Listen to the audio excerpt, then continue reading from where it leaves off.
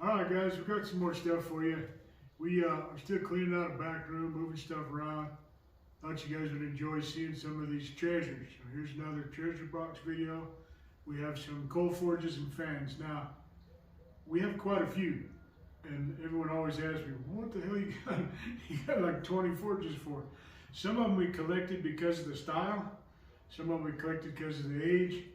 And a lot of them we were setting up classes to have about 8 stations, and so that's why we have vices, hand crank drills, anvils, forges like this, other forges. We have a whole bunch of stuff because we were set up doing classes with different equipment. But we got some treasures we drug out today. We thought we'd put them on the video, let you guys see them. We like them. Hopefully you like them. So we'll start with this old coal forge. This one's neat. This is an old pump handle forge, cast iron coal forge. Now it has some neat features. As Mary comes in, you'll see that it has this wood handle. Okay, it doesn't have a crank fan like a lot of people have seen. Now recently I saw a YouTube guy, the Outdoor Boys guy, he took one of these forges out and built a knife out in the snow for it. These are neat forges, but they got a lot of moving parts. Finding one of these that's still operable can be kind of tricky because a lot of them are wore out. They're kind of neat. They're neat though. This is how these work. Is they have this handle that's on a pivot. It comes down to this another pivot. I don't know if this is the original bar or not. Okay, but it don't quite matter. So it comes down here, and you see this tooth right here that I'll move in and out. See this tooth gear right here? That goes on the inside of this gear. And the outside of the gear right here turns this wheel, and this wheel doesn't have it now, it had a leather belt that would have went around here over to the fan. I'll have Mary show you the fan is. So the leather belt would have went over to the fan, and that would have pumped the air up through the coal forge. Now, so if you look real quick, we'll show you that if I pump this handle, this rocks down.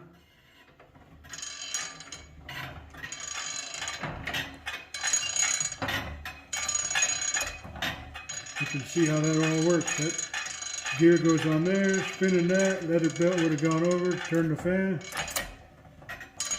You'd have plenty of air for your coal fire. Now if you understand coal forges, you know that air goes into the two air, blows up underneath your coal fire. Now this forge is neat. It's cracked. Okay, it's been repaired. You can see right here it's broke. I have a few that I repaired. They're tricky. Cast iron is tricky. Old coal forges, cast iron ones, they get hot. And if you know anything about running coal in them, raw coal, you get it wet a little bit here and there, you get it wet, and you're cooking it, you coke it. And that's what you're doing in here. So a lot of times these will get too hot. When you go to do your water and get your stuff going, these things will pop, they'll crack, just like that one. So it has a big repair over here. One of the coolest things about this one is right here is this grate. This grate right here, you can tell this is wrought iron. It's forge welded. Look at these ugly little welds. They're just overlapped and forge welded on here. It swings out of the way. It's got a pin through right here. So this is your bottom grate. But that thing makes the whole forge to me. That's a neat piece all by itself. I can't believe it's a little bit burned up, but not bad. But these welds right here are really cool to me, being on that ring and being welded. So, okay, so that's this forge, a little pump handle coal forge. And so, hope you like that one, and we'll show you another one. Alright, so we drug out another one. Guys, this one is a pump handle forge fan. It's pretty interesting. I've been wanting to restore it. We still will one of these days, so we'll come in and show you how these ones work. It's not a forge, it's just a fan. But you can see the mechanics of it are a lot like the other one. This is the pump handle. There's a wooden handle that would have gone in here and hooked to here and stuck out so that you could pump this weighted handle. Okay, so there would have been a big handle, a lot like a wheelbarrow handle sticking out. So this would pump. Now right here, you have leather straps that would have went from here to here. The screws are still there. You can see where the leather straps hooked on, here and here. One guy that I talked to told me this side was actually, so you could run it down to an electric motor, but I don't know if that's right or not. Another guy told me it's a stop, like a brake, because this in here is a clutch. Now this one, I had it freed up, but it's stuck. It's leather, it's pieces of leather clutching. So as you pump this handle, it would spin this wheel, right? So you pump it, it spins the wheel, but when this piece stops, this clutch allows this wheel to just keep free spinning. But this would have stopped and you could be pump it, and this wheel will free spin. Now the cool thing about this one that's pretty interesting is a lot of the bearing points and even points on the fan and stuff, they're leather. There's like pieces of rawhide leather that you oil to keep this thing freed up. But it's pieces of leather. So you would have had the same as that other one. There's a big leather belt. Would have went on the outside of this wheel and down to your fan. On this back side, there's a pulley on this fan.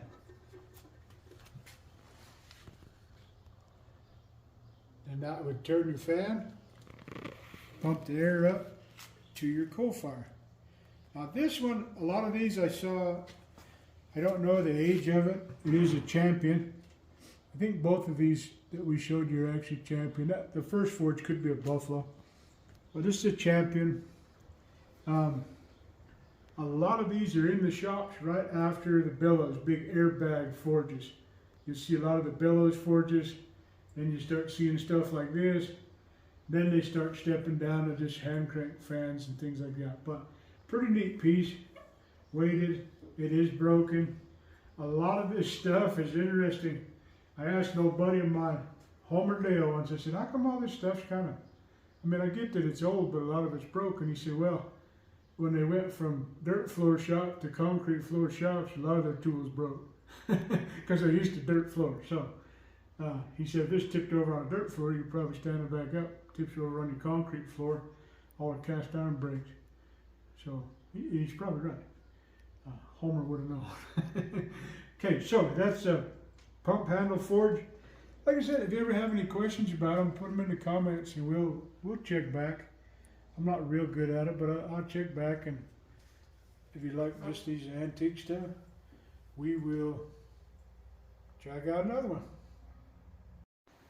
Alright, so this one that we drug out, another one that we're moving out, this is a little Rivet Forge. If there's another name for it, I don't know, it's just a little forge, but a lot of them call them Rivet Forges because at time era of rivets and big bridges and stuff, a lot of these little forges were heating up rivets and making big iron structures and all kinds of stuff. Just a little coal forge. This one's neat, it's cast iron, it's not broke. You can see this is steel, your little grate, your air grate. I think they look like a part out of a urinal, but it's just your air grate. You know, that other one was a big old ring. These wear out. A lot of them are like this where they bolt in or pinned in so you could replace it. The two air is the same. It's cast iron, comes down to just a little ash dump in the bottom. This just slides out, dump your ash and your clinkers, and if you guys have run coal forges, you understand you build up clinkers and ash and it dumps it out. So that one's like that. These are the little forge fans these are pretty cool. They're little tin fans, I call them. They're steel, but just a little tin fan. Buffalo Forge Company out of New York.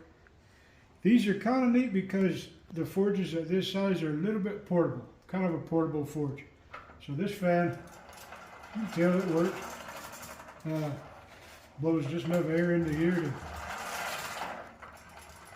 maybe just enough air to blow into your coal fire is all you need. These ones come apart right here, and more for portability, I think. It just, your fans come off, you can tell there's just a little fan and a gearbox in these, and they're pretty neat. I have quite a few of these smaller ones. They're what you saw a lot, little shops. I've seen guys that are horseshoe, farrier or horseshoer. They take one of these and set them in the back of their truck and their coal and everything.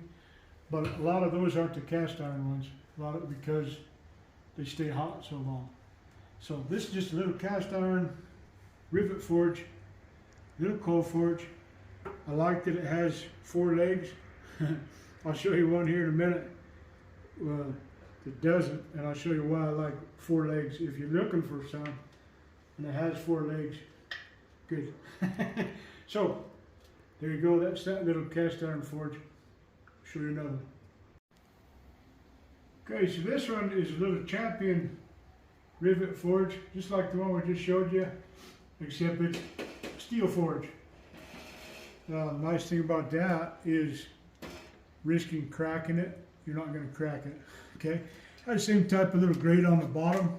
You can see that other one. This one's built on, it's bolted on to the 2 air. A lot of these have clay in them. I don't mind the clay, but it makes it heavy. If you're going to move it around, you don't want a clay one because it's so heavy. This one weighs about, I don't know, 30 pounds maybe. It's made to be moved around. You could grab this one and move it around. The fan, just the old little fan, a lot like the one we just showed you. Has this little heat shield. A lot of them do, but a lot of them don't. The heat shields are gone. It's hard to find intact. The 2 air on the bottom is the same, little ash dump, just a little slide grate lid. We used to use this one a lot. Now you notice this one has 3 legs. What I was telling you before about the ones I like to have 4 is because this thing is a tippy little turd. I have had this one up at rendezvous in different places, and I've had to put sandbags and stuff underneath on these bars underneath, or rock, something to give it some weight, because you'll get spinning this fan, get doing something if you bump it, going a couple of different ways, mainly back this way. It doesn't take a whole lot, it's tippy. But neat forges, steel pan. I have a couple of extras that I found over the years. I met a guy that had like a stack of these pans. He just had them. I don't know what he was, but so we got them. But they're cool. Little teeny steel Rivet Forge. I don't know the years on them. This is a champion. And just thought you guys might think that was cool too. So, like I said, we got a bunch. We'll show you 1 or 2 more, and on the next one. Okay, so here's another one. This one is a cast iron forge. It's a lot bigger than the Rivet Forge. This is more like what you would put maybe in your barn, or if you had a spot where you were doing a lot more forging. This one's made to be clayed in. It's a cast iron forge, and so it doesn't have a grate in it right now, but it's not cracked, not nothing. I don't know what the distance is on there. It's got to be 2 foot. It's probably 24 inches. The fan is nice. It's made to come on and off so that you could move it, take a little weight out. These fans are heavy. So it comes on and off, slides into there, bolts down. Now a lot of these you'll see, these Champions and Buffalo Forge Company and stuff like that. If I remember correctly, a lot of these guys were actually bicycle builders. But a lot of stuff is made to be oiled. So like this is the oil for this gear. So inside of here is your gears, but every time you go to use it in the mornings and stuff, you oil these. So you oil your fan, get it ready for the day, and they work well. They actually move a lot of air. But this is just a bigger, it's still kind of that Rivet Forge, the pan style forge, about 24 inches, built the same, 4 legs. Like I said, it's more of one that you're not going to move. You don't want to move it a lot. You'll notice the legs have holes in them right here. That's not for water or something to get out. Usually they drive it like a tent stake. You could put put a piece of steel in there like a tent stake. Kind of help stake your forge down on your dirt floor shops. So pretty neat. Again, it could be portable. You could move this one around, but it's heavy. It's heavy like it is. It's one you're just going to set in a barn somewhere, clay this in, have your anvil and your vise. Your area is kind of there. But a neat forge. So we'll show you now. Alright guys, so we dug this one out. This one I've spent many of hours standing in front of. This is one of my favorite coal forges. We took it to demos, we did all kinds of stuff. This is a big buffalo. It's steel, not cast iron. I got another cast iron one we'll show you when we get it out. But it has this cast iron arm. Has a nice heavy cast iron fire pot. Has this little guard. Got a tongue rack on it. Has a nice Buffalo Forge Company fan. So it has a bigger fan on it. And these are a great fan. They're just, they put some air into your coal fire, no sweat. They're a great one. This one has wheels on it. So, and I know some of you, there's some purists out there that are like, wheels? When the crap did everything get wheels on it? It didn't. I put those wheels on there off an old cart so that I could move it. So this one is a lot bigger forge than those others. This is a shop forge. I made it portable because it's such a pleasure to run this coal forge. This one works very well.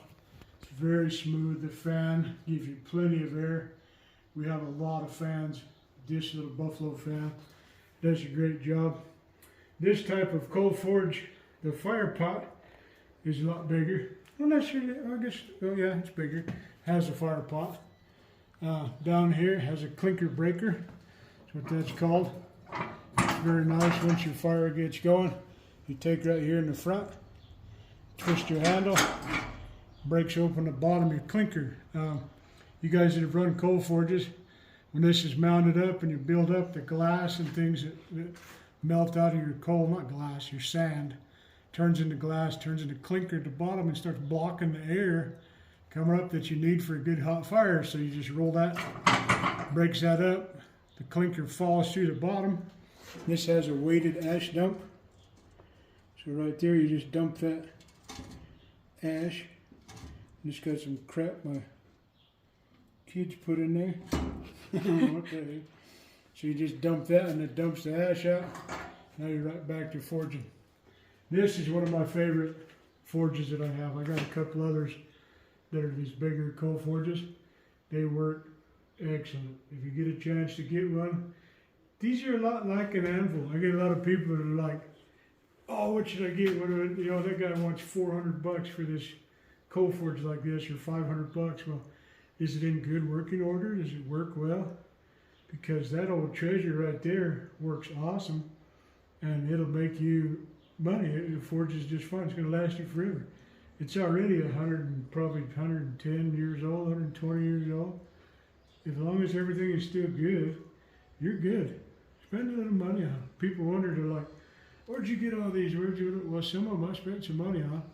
And some of them I got them because they were just throwing it away. Back when nobody cared, there was quite a while there where nobody cared. Anvils, forges, all that stuff wasn't a big deal. So these old treasures are still around. Like I said, as we drag some more out, we got a lot of just hand fans. We got some of the big Champion 400s fans for the big forges. I got forges made out of tractor rims. I got all kinds. They're huge. There's some big fires that they were using. The fire pots like this one are probably twice as big. You could make some massive stuff, and it takes a 25-gallon barrel of coal to coal them up and get them going. They're massive. They're cool. But I hope you guys enjoy the treasures. We'll putting these ones back in a different spot, moving them around, putting some up where we're going to start using them again. But I hope you enjoy them as we get them out and video them so you can see them. So on to the next one, and thanks for watching, subscribing. Let's go.